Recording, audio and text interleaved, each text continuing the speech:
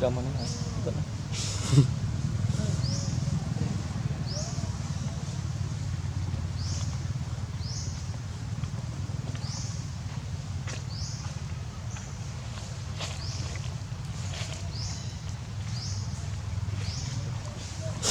chặt quá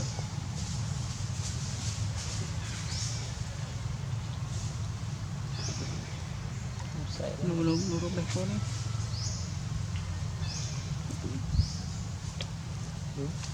đặt mất đi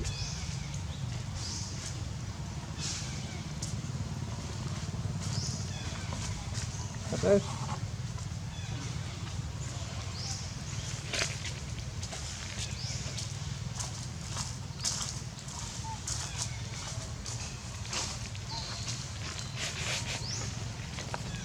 quỳ làm sao rồi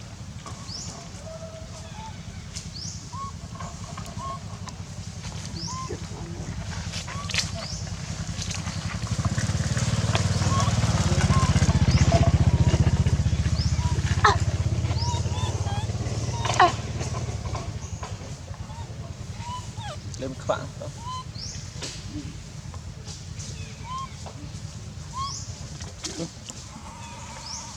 Bọc xay vô đây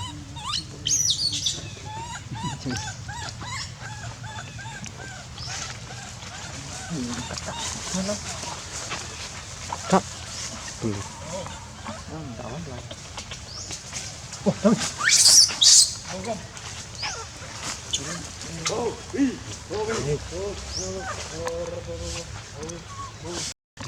mà tập tay thì xôn có mình đó thì vượt đó hết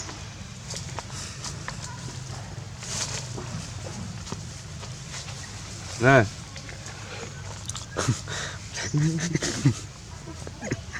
phải ông thu nè ơi thu ra đỡ tao nó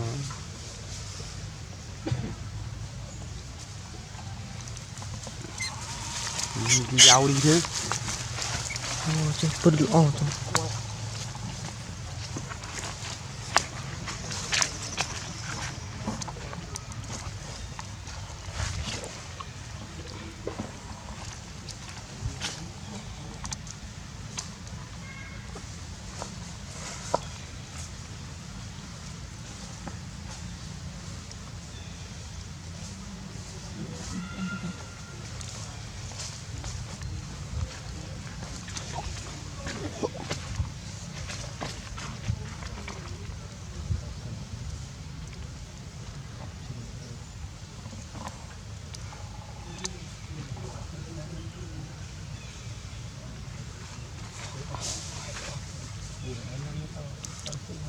khối ơi sao thọ ra cho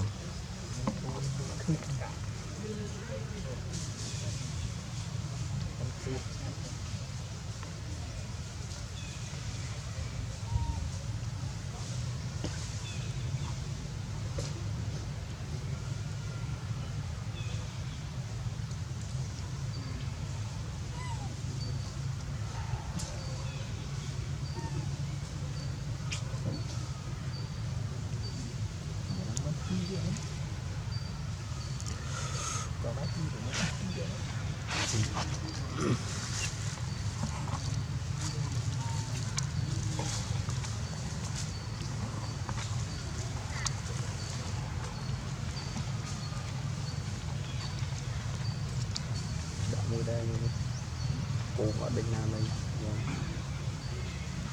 mình ở rồi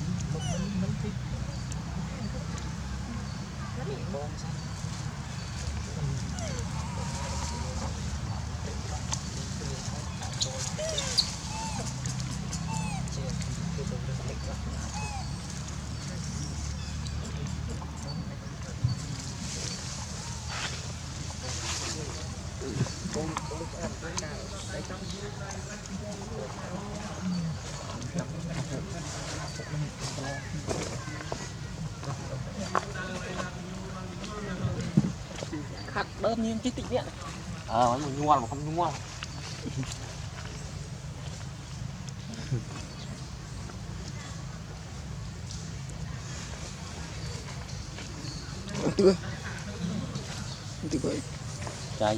Dạ. sao tự con đen là đỏ mình ơi Nó mới ăn khai hành ha. Quá. Ăn khai chè đã đâm đó cái nhận đã ở đó Mà vừa có được đó. chuyện không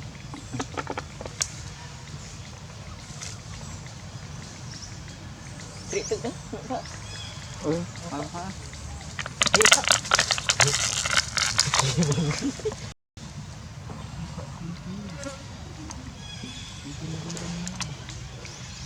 Qua cho mình gọi ăn khai sinh quá chứ. mưa ơi nhang chút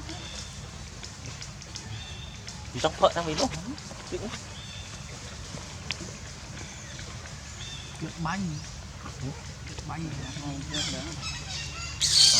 đó nữa giật nó liền đó lực lách chặn đến đi năm con em xin nó mà ăn ấy cái này nên là ngoại tọ gì giờ sẽ ăn lâu nhưng ăn lâu sẽ ăn tới đó họ đứng đó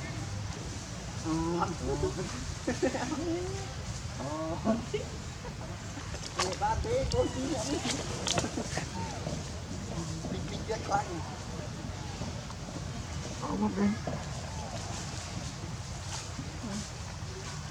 đại điệp